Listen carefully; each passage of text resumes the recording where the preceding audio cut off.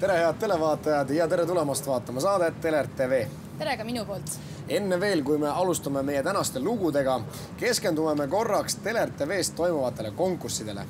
Kindlasti on paljud hakanud huvi tundma, mis on saanud meie suvemodellidest ja millal neid näha võib.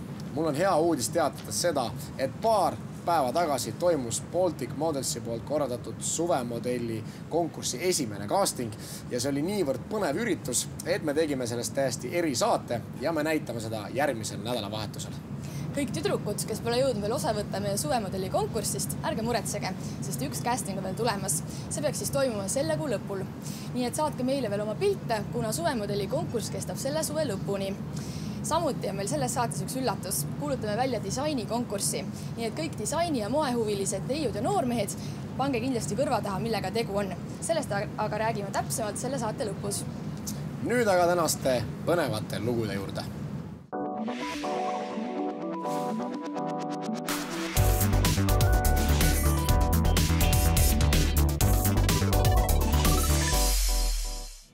Meie tänane esimene lugu näitab üht head töist suveveetmisvõimalust. Selleks on arheoloogia ja väljakaevamised. Peale põnevate leidude on selle töö puhul veel kaaslasteks huvitavad inimesed ja mis seal salata, töö toimub mõnusas looduslikus keskkonnas. Oleme jõudnud Jägala Jõesuu Linnuse valli alla ja uurimegi natukene lähemalt ja täpsemalt, et mis siin kunagi omal ajal on toimunud ja mis siin nüüd siis täpselt toimub. Kunagi oli siin väga selle praegusest oluliselt laiema Jägala jõe suue ja kui metsa ees ei oleks, siis me näeksime praegu seal merd, aga tol hetkel oligi kogu see ala oli saarekene siis selle suure jõe suudmes ehk siis praktiliselt mererannal.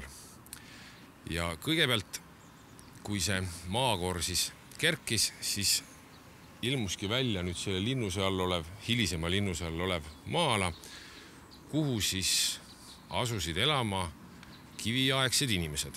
Mis aastast me siis täpselt räägime, kui me tahaksime ajaliselt paika panna? See on umbes 6000 aastat tagasi.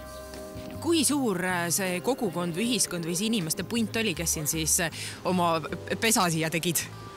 Üldjuhul arvatakse, et kiviaegsete inimeste pundid olid suhteliselt väikesed, umbes 20-30 inimest. Et neil ei olnud nagu tarvidust väga suurtesse kogumitesse koonduda. Vara neil ei olnud, et üksteiselt seda ära võtta, ehk siis nad ei pidanud ennast kindlustama veel. Käisid jahil ja kalal, püüdsid siin kindlasti hülgeid ja ei olnud väga suured kogumad. Selle linnusega seotud asustus algab siis 2.–3. sajandil enne meie ajaarvamist, ehk siis nagu tänapäeval öeldakse enne Kristust. Ja siis tulid siia inimesed, kes siis rajasid selle linnuse. Kas see vall on nüüd käsitsi tehtud või see vall on emakese looduse poolt siia tekitatud? See vall, kuidas me teda praegu näeme, on käsitsi tehtud. Ehk siis tegelikult ei olnud ta tehtud üldsegi puhas vall, vaid see oli väga keeruline kividest, puidust ja liivast tehtud konstruktsioon, mis siis hiljem ta on ära põlenud, on laiali lagunenud ja on hiljem mattunud siis rohukamara alla, mis siis nüüd jätab sellise tunde, nagu nad oleks lihtsalt teinud valli, aga tegelikult oli see väga selliselt tehniliselt kõrgel tasemel tolle aja kohta tehtud kindlustus, mis on siis oma suguste seas Eestis kõige suurem ja seda kohe väga palju teistest suurem. Ütleme, see, mille kallal teie siin toimetate praegu, kas teil on kindel ajastu, kust te otsite neid arheoloogilisi jääke või teil on kõik, mis näppu jääb, kõik on väga hea? Kuna sa räägid, et sul on nii palju erinevaid aegasid siin üle käinud, nii palju erinevaid ajastuid, nii palju erinevaid kogukondasid, et kas see kaevamine on konkreetselt fokusseeritud praegu mingile kindlale ajastule? See kaevamine ei ole mingil juhul fokusseeritud kindlale ajastule, sellepärast, et ikkagi oluline ja tähtis ja huvitav on just nimelt see, et kuidas inimasustus siin arenes, kuidas ta muutus, nii et kunagi ei saa öelda, et kui eeldades, et siin oli rauaaegne asula ja sealt alt nüüd eelmine aasta leiti siis veel vanem ehk siis pronksiaegne asula, siis loomulikult on sellest on suur rõõm kõigil, et tekkis uus teadmine, et siin elati ka pronksi ajal ja ehitati maju ja see kõik ainult rikastab seda, nii et kindlasti mitte ei otsita mingit kindlat lühikest perioodi. te olete siin juba kaevanud 3 nädalat, nagu ma kuulsin, et mis on kõige huvitavamad leiud, mis selle aja jooksul on välja tulnud? No tegelikult oleme tõepoolest küll 3 nädalat kaevanud, leida on ääretult palju ja kõigis nendes on olemas mingisugune oma iva sees. Aga sul oleks meile ja televaatajatele midagi konkreetset näidata? No ma arvan, et ma võtan siit suhteliselt suvalisi väikseid kilekotikesi, kuhu need leiud siis kõik niimoodi pakitakse ja iga leid muudetakse sisse ja numereeritakse, nii et põhimõtteliselt seejärel, kui me kaevamised lõpetame, oleme suutelised välja joonistama kõikide nende leidude paiknemise. Ja see leidude paiknemine ongi ääretult oluline. See loobki meile siis teadmise sellest alast, mida need inimesed on kasutanud lõppkokkuvõttes, kuidas need alad välja nägid ja nii edasi.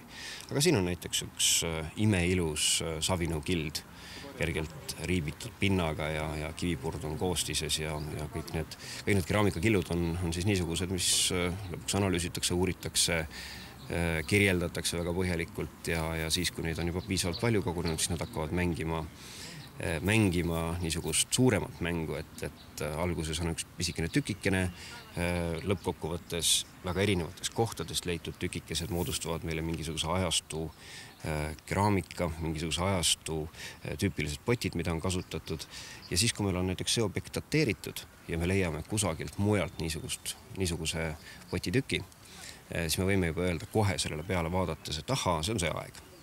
Aga mis siis sellest võib välja lugeda nüüd?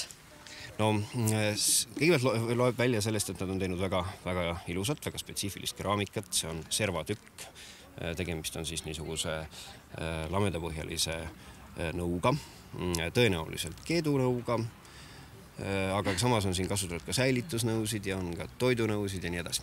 No aga mis kõik nendest muudest tükkidest on saanud, kui on terve suur anum olnud, aga siin vedeleb ainult üks kild sellest, et kus need muud ülejäänud 150 kild on saanud? Maa on ära söönud või? Ei, väga sageli on ju nõndasi, et maha jäetaksegi ainult ikkagi katkised potid. Ja eks nad siis on erineval viisil puru läinud, osa nendest on muide erinevatel aegadel ka proovitud veel kokku kleepida erinevate vaikudega, aga üldiselt savinõud on niisugused asjad, mis visatakse ikkagi ära siiralt arheoloogide rõõmuks, nad seda on teinud ja nende savinõukildude põhjal teeme me ikka päris tõsiseid järeldusi mineviku kohta. Aga kas te olete ka täiesti terveid esemeid leidnud? No siit see käevõru on terve, just, aga terveid esemeid tuleb väga harva arheoloogias esile. Et enamasti meil on ikkagi jäänused sellest, mis inimesed tegid ja kasutasid. Kuidas arheoloogid tähistavad leidu? On teil mingisugused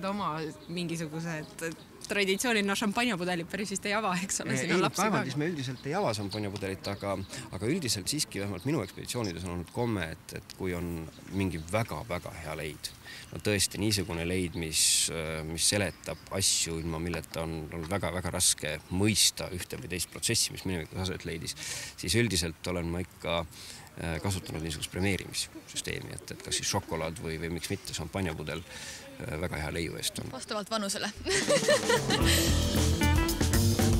Kui rikkalik on üldse Eestimaa üleüldiselt ajaloolise väärtuse mõttes, et kuskil Mesopotamias ja kus iganes seal kogu aeg või Roomas kaevatakse uusi müüre välja, aga kui palju Eestimaa pind tegelikult peidab endas ajalugu?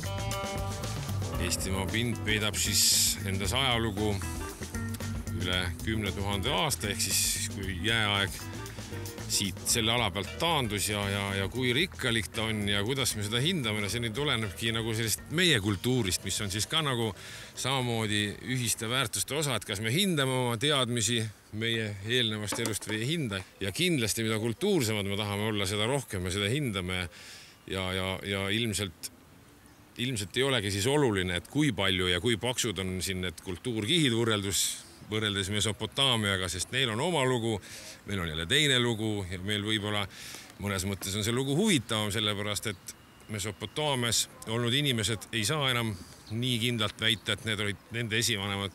Eesti on selles mõttes väga huvitav, et suure tõenäosusega, kes siin toimetasid, on ikkagi meie otsesed esivanemad. Kui palju on üldse võib-olla kliima, kunagine asustus, sõjad ja võib-olla ka kunagised arheoloogilised kaevamised tegelikult võib-olla kahjustanud seda väärtuslikku pinda? Väga palju. Et kui nüüd konkreetselt seda Jägala, Jõesuu, Linnamägi võtta, siis siin on kõige rohkem kahjustanud seda vast 20. ja 22. aastal selle vahel ehitatud hüdroelektrijaam, mis siis suure tüki kogu Linnamäest ära ampsas sinna tammi tegemiseks. Tol ajal ei olnud veel nii rangeid muinsuskaitseseadusi, õigemini tol ajal ei olnudki veel Eestis kehtivaid muinsuskaitseseadusi, mis seda oleks keelanud, kuigi tol ajal juba olid olemas ikkagi sellised arheoloogid, kes siis taipasid enne seda seal natuke kaevata ja sealt on pärit väga ilus kammkeraamiline nõu, mis on üldse kammkeraamilistest nõudest kõige parim näide ja mis on siis Eesti Ajaloomuuseumis siiamaani alles, mis on kokku kleebitud, väga ilus näide.